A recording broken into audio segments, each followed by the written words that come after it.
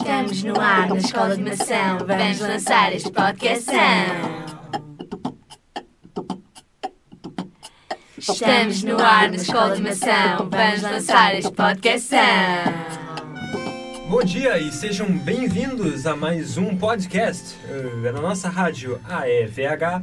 Desta vez, os nossos convidados são Miguel da Cadete, do jornal Expresso da revista Blitz, e o músico e o compositor João Pequeno.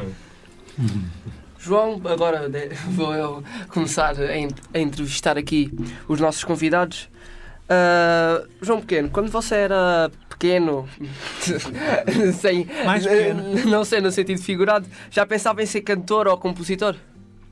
Olá, malta, bom dia, é um prazer estar aqui.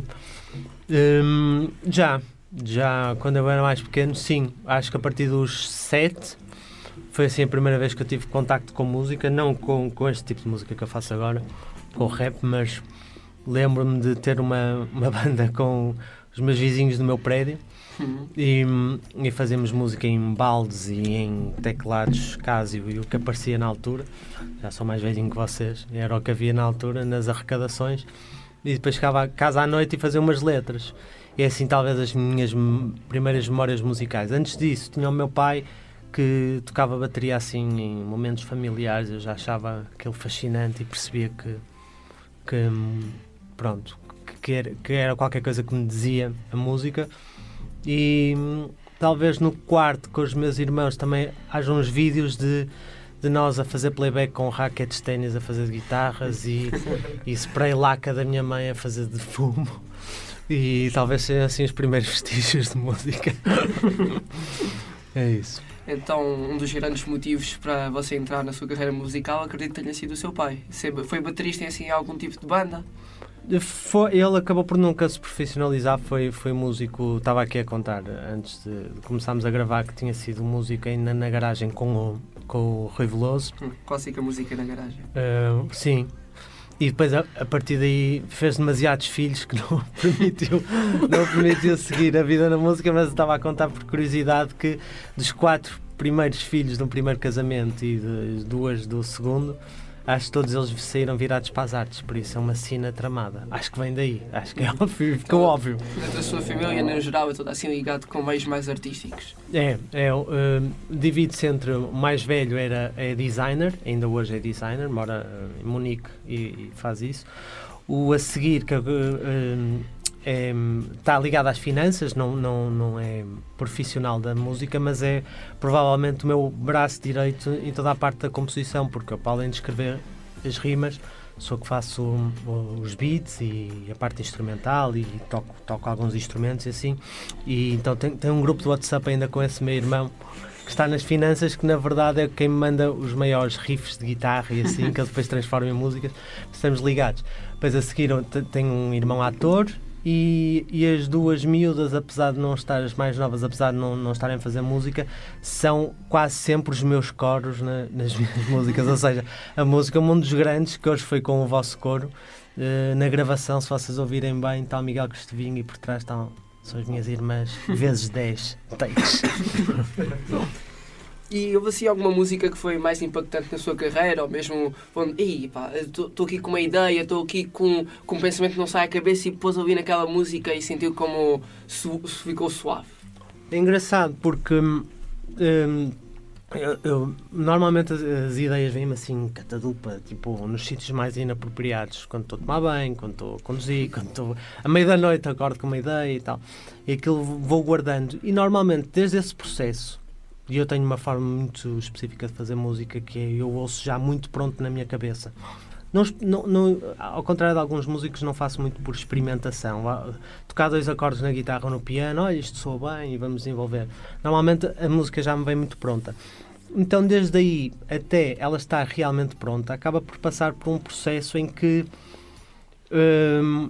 eu tenho de passar a outras pessoas, porque eu tenho de trabalhar em equipa, porque senão não vou conseguir fazer tudo. Existem muitos passos até uma música chegar aos vossos ouvidos, não só de mistura e masterização. O Miguel saberá disso perfeitamente, os músicos, é sempre aquele processo difícil e chato e que vai sempre alterando porque eu tenho que passar a mensagem do que está na minha cabeça e obviamente eu não consigo fazê-la 100%, então acaba sempre por ser uma ideia nova.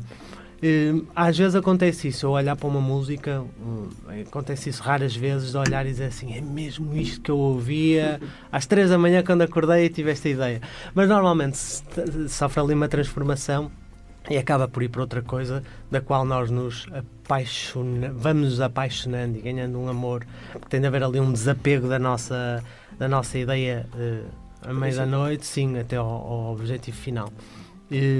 Mas sim, existem assim algumas que eu digo, uau, opá, esta aqui ficou mesmo que eu tinha pensado. Eu orgulho-me sempre mais dessas, na verdade. Quais foram as suas principais influências de música para ter começado a escrever rap ou algum outro gênero musical? Eu ouvia muito o pop que se fazia. Eu agora estava a almoçar com o Miguel e estávamos a falar sobre isso, sobre a minha introdução. E acho que te lembra, Miguel, de certeza que nos anos 90 não existia o Spotify e aquelas coisas. Eu era muito pequenino, ouvia a rádio dos pais, era o acesso que nós tínhamos à música portuguesa. E assim. A música era difícil acesso. Muito difícil acesso, totalmente. E estávamos a comentar. Gastar muito dinheiro para comprar um disco. E isso faz toda a diferença no consumo, não é? Claro. É isso, nós dávamos mais valor a cada música, assim, eu lembro de ir no carro com o meu pai, eu via uma coisa, via Sérgio Godinho, por exemplo, e eu dizia, pensando bem, isso é quase um início de rap, porque é um autor de outra geração, português muito bom, que eu adorava, eu via aquilo, ficava fascinado, António Variações. Eu já na altura via valor naqueles artistas, assim, que os nossos pais ouviam, e não tinha muito mais escolha, nem sabia muito bem que estilo faziam, qual era o estilo e tudo. O rap foi realmente a minha iniciação a um estilo de música assim mais uma cultura vaga, porque tudo o resto era músicas que se ouvia na rádio. Rap é uma cultura que estava a nascer em Portugal e que não passava nas rádios sequer. Não, tudo era diferente, né? Quando eu comecei a ouvir rap, porque os temas não era a falar de amor nem nada, era falar sobre as vidas reais, sobre as dificuldades reais, sobre classe média baixa, classe baixa. Sim, cada um do rap provém em seu geral. Muito, e isso tudo era muito novo. Era uma cultura de rua e a maneira como a música chegava a nós não era através da rádio, era através de cassetes pirata. E estávamos a falar, estamos com o privilégio de estar com uma pessoa que foi a primeira, esteve presente nos primeiros tempos em que a cultura do hip-hop veio parar à imprensa. O Miguel lembra-se e esteve presente em momentos que hoje em dia eu estava-lhe a dizer o quão históricos são para a nossa cultura, que é de ir às primeiras rodas de rua, encontrar os primeiros rappers, que são os pais de todo o nosso rap que nós ouvimos aqui. Foi no Jornal Blitz eu escrevi a primeira reportagem sobre hip-hop em Portugal. Na altura o General D, vocês se calhar já não sabem quem é, mas foi um dos pioneiros do rap em Portugal. Eu fui com ele a Miratejo, ali perto de Almada. Juntámos uma série de pessoas, alguns ficaram bastante conhecidos, como o Bambino dos Black Company e outros projetos, como os líderes da Nova Mensagem, etc. E fizemos ali uma conversa e a primeira reportagem publicada, salvo erro, em 1992, sobre hip-hop, com fotografias da Rita Carmo, fotógrafa do então jornal Blitz, e ficou assim para a história essa primeira reportagem com as pessoas, porque como muito bem o João dizia, aquilo era da rua, não tocava na rádio, não aparecia na televisão, não havia internet nem telemóveis, atenção, vale a pena recordar isso, e então era uma coisa underground mesmo, e das margens. E foi muito engraçado fazer essa primeira reportagem, onde demos a conhecer as pessoas, juntamente com uma pequena reportagem que também saiu num programa de televisão que era o Pop-Off, que era muito popular nessa altura, dava no Canal 2. E então sim, saiu aí num jornal a primeira reportagem sobre hip-hop.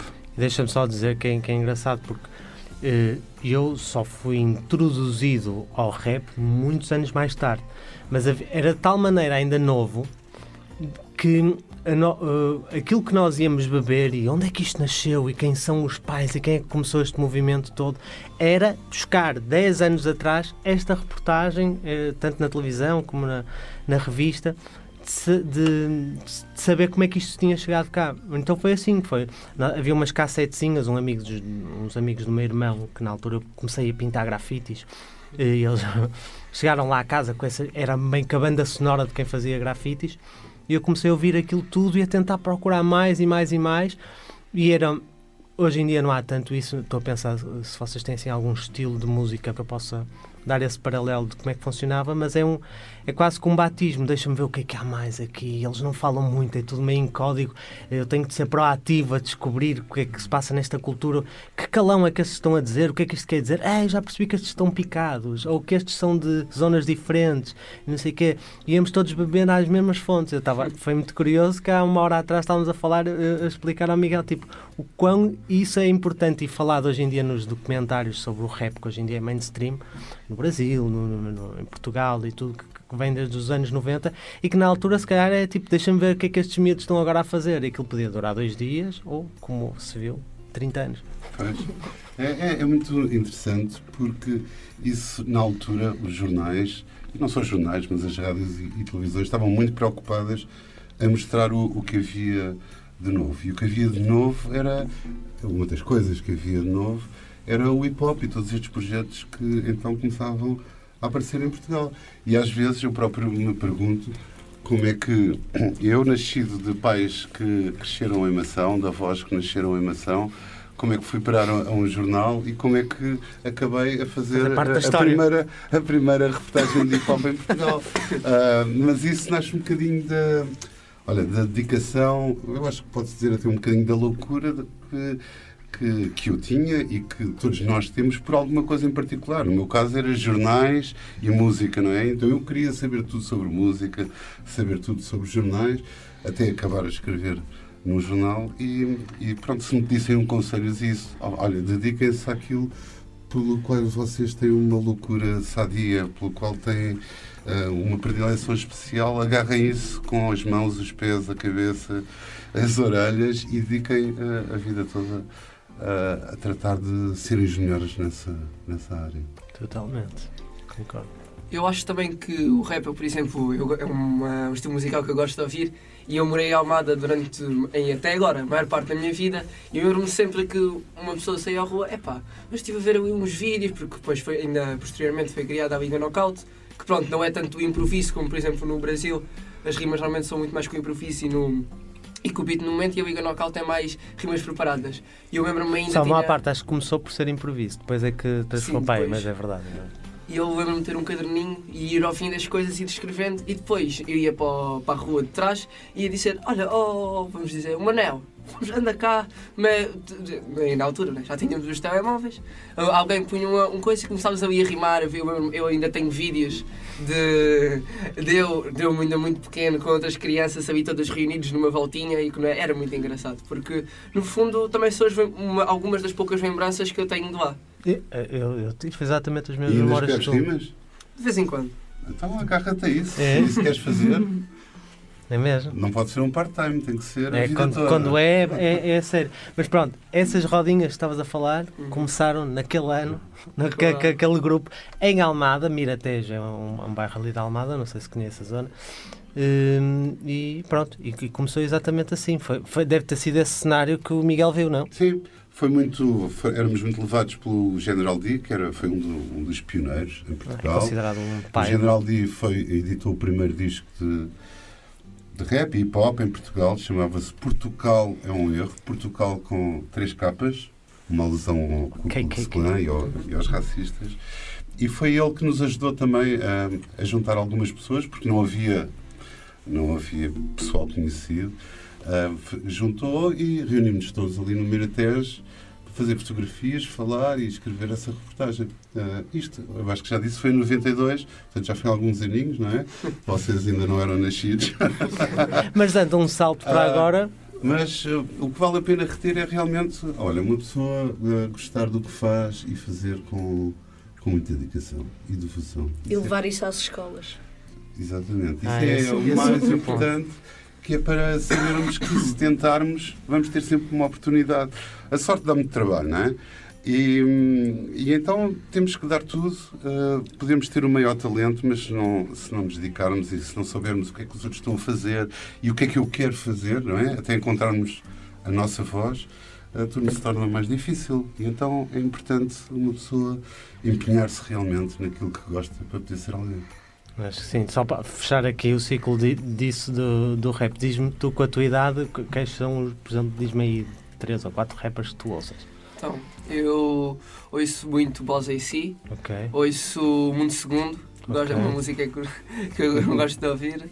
Também, pronto, o Divas é sempre o mais falado, mas eu até nem acho que seja o do... Para mim não é uma música que eu gosto assim tanto de ouvir, e uma ou duas. Porque é, por exemplo, o Boss AC faz músicas mais, não complexas, mas como se fosse mais uma música. Eu acho que o Divas soltava aí tudo de uma maneira que a pessoa nem tem tempo para conseguir mesmo perceber tudo o que é que ele está a dizer.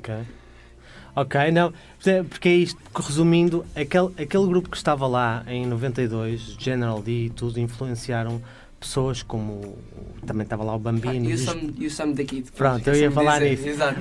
Influenciaram Black Company muito e um rapaz que era muito bom, que se chamava Boss AC, que foram os primeiros, juntamente com o Mind the Gap, que eram os da minha cidade, a levar isto tudo para o mainstream e a serem falados por uma camada de jovens onde estava, por exemplo, o Sam da Kid, que cresceu e conseguiu levar ainda mais, e hoje quando nós vemos Dillaz, Plutónio, Perucas, toda essa geração que está a encher, que é a geração que vocês se calhar consomem mais, foram todos inspirados em, eu consigo perceber bem de onde cada um bebeu, e às vezes ouvindo falar que cada um bebeu da geração que está atrás e comparar aquele núcleo que estava no Miratejo. Então é muito é apaixonante ver como a coisa se cresce e se espalha. Eu lembro do Boss AC dizer, eu ter os fones quando comecei a fazer rap, nessa altura dos 12 anos em que comecei a entrar na cultura, de estar a ouvir na escola, e eu na altura não era um bom aluno e já estava a confessar aqui que foi um ano difícil, o meu 7º ano. Eu lembro de estar com os fones e falarem de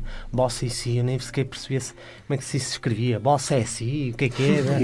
Eu lembro de estar a pôr, e era o primeiro disco dele, eles dizem Hip Hop Glória, os teus filhos hão de estudar Boss AC em História. E eu, uau!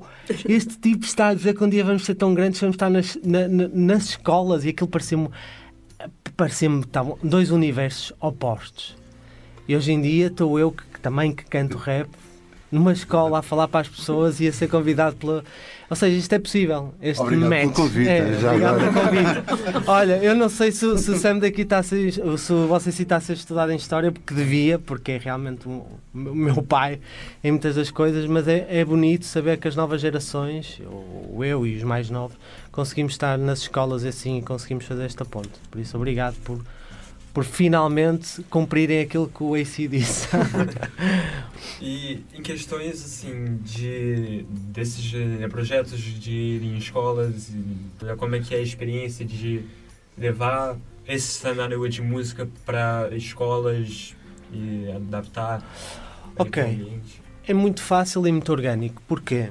Porque qualquer artista faz, se tudo correr bem, se ele for honesto com ele mesmo e com a vossa arte, e era isso que o Miguel estava a dizer, tipo, se vocês querem mesmo, agarrem aquilo que querem, porque são esses que sobrevivem, são esses projetos que vão para a frente, pelas razões certas. E obviamente que quando eu faço música sobre aquilo que me diz, seja num momento, seja uma música mais intemporal ou mais uma sobre um acontecimento, e eu vou falando sobre tudo, e existem umas que naturalmente se adaptam mais às escolas. Então o processo é muito natural, são as escolas a virem falar connosco e dizer, olha, esta música ecoou em nós, ou esta música serve para os mais novos. Por exemplo, este é um dos grandes, que é um acústico, uma coisa meia pop, é com o Miguel Cristovinho dos Dama, que nem sequer canta rap. É uma música que se adapta aqui, não tem nenhum calão, não tem nenhum impeditivo para nós darmos nas nossas escolas, e por isso é bem recebida. Então aí cabe ao artista, que era o que eu estava a falar com a Francisca quando me convidou, cabe ao artista dizer, obviamente, que se a escola nos convida finalmente para expormos as nossas coisas, e nós sabemos que a vossa geração tem muitos desafios pela frente, com as redes sociais, com a internet, é muito difícil, que a escola tem de estar próxima das vossas gerações, então, e os artistas estão, já por excelência, porque são o que vocês consomem, então bora fazer essa parceria, bora vir para aqui. Se essa escola é o elo de ligação, é cá que nós devemos estar. Por isso, acaba por ser muito natural. Deixa-me só acrescentar que eu ainda recentemente fui convidado para ir a uma instituição chamada Casa dos Rapazes, na Parede. A Casa dos Rapazes é o lugar onde moram uma série de rapazes, obviamente, que têm famílias disfuncionais, que aquilo não funcionava bem em casa, então em vez de estarem a viver com os pais, por uma ou por outra razão, não dá para estar a estudar naquele ambiente, e então eles moram naquela casa. E fui lá falar de jornalismo, e as perguntas que eles faziam eram quase todas sobre entrevistas, não é? Porque estar a falar com pessoas que são mais ou menos conhecidas por esta ou por aquela razão, que são algumas famosas, pronto, isso causava alguma emoção. E havia um rapaz particularmente muito interessado nisso, e eu dizia-lhe, mas tu não podes ter medo de perguntar. Eu dizia, posso fazer esta pergunta? Quando és jornalista, tens que fazer as perguntas todas que achas pertinentes, não é? Não são perguntas parvas, mas tens que fazer o teu trabalho, não é? E tens que perceber como é que vais levar aquelas perguntas e as respectivas respostas para as pessoas que te vão ler ou que te vão ouvir. E, portanto, mas sem ter medo, tens que ser livre para fazer essas coisas. E para ser livre, lá está, tens que saber das coisas, tens de te informar, tens que estar a par das coisas. É como é muita coisa na vida. Até que para ir votar nas eleições, tens que ter informação para saber em quem é que vais votar. A mesma coisa. E então, volto a dizer, é isso, nós dedicarmos e tentarmos perceber o que é e como é que depois vamos levar. Eu acho que no rap também é a mesma coisa. Como é que vamos levar aquela mensagem a um público muito maior, de forma que as pessoas possam perceber e que possam ser tocadas por essa mensagem. Pronto, se calhar temos isso um pouco em comum.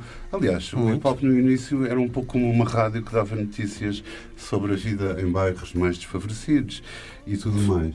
E é isso. Agora, para se fazer isso, lá está, temos que nos entregar, temos que nos empenhar. Mas também há recompensas sobre isso e também é bastante positivo. Tenho a certeza que só há recompensas. São aplausos, não é? Sim.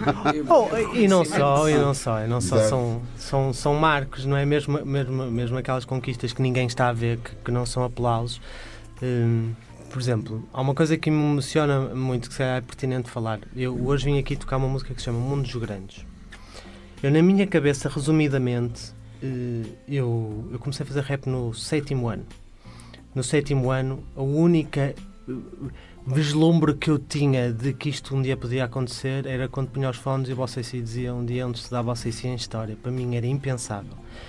Eu acabei por reprovar esse ano e outros, e confesso que não ia muito às aulas e zanguei-me com a escola, e isso até me levou a um caminho quase, mais tarde é que eu preciso de uma depressão e tudo, e amigos por maus caminhos, e as drogas, aquilo tudo que nós conhecemos. Aconteceu muita coisa nos entretantos, e o rap parecia o meu mau amigo, as minhas más companhias. Acabou por ser o oposto. Porque eu lembro-me de ter já para aí 18 anos, ainda zangado com a escola, fiz uma música que nunca saiu e ficou na gaveta, porque era a minha tentativa de fazer as pazes com a escola, escrevendo sobre aquilo que eu achava que era importante se dar na escola, para os miúdos. Essa música ficou na gaveta muito tempo, até eu ser pai, e até o Miguel Cristovinho ser pai também. E os dois concluímos essa música chamada Mundo dos Grandes, que depois, mais tarde, veio... E eu não sei, atrevo-me a dizer que se calhar foi uma das primeiras, se não a primeira música de rap a ser dada nos manuais de português do 7º ano. No ano em que eu me zanguei com a escola e comecei a fazer rap. Eu nunca pensei, foi talvez o caminho mais bonito e emocionante que eu tive de fazer as pazes com a escola, foi essa. Foi no 7º ano ter desistido da escola e começado a fazer rap, e de repente tenho a minha música de rap a ser dada nos manuais do 7º ano.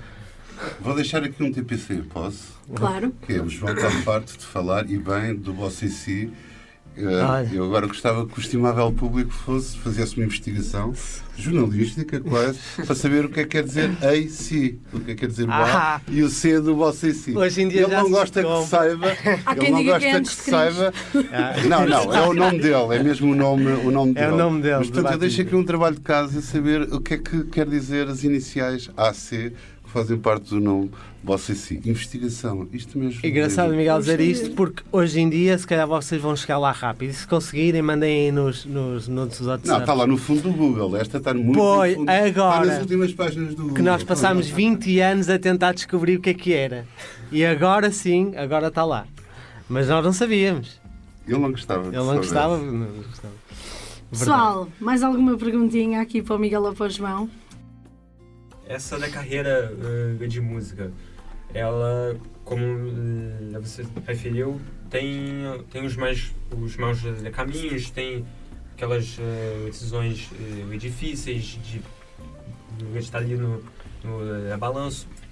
E qual seria o conselho ou algo que você pudesse falar com artistas mais jovens que talvez quisessem entrar para esse ramo, mas precisam daquele empurrãozinho para seguir esse ramo?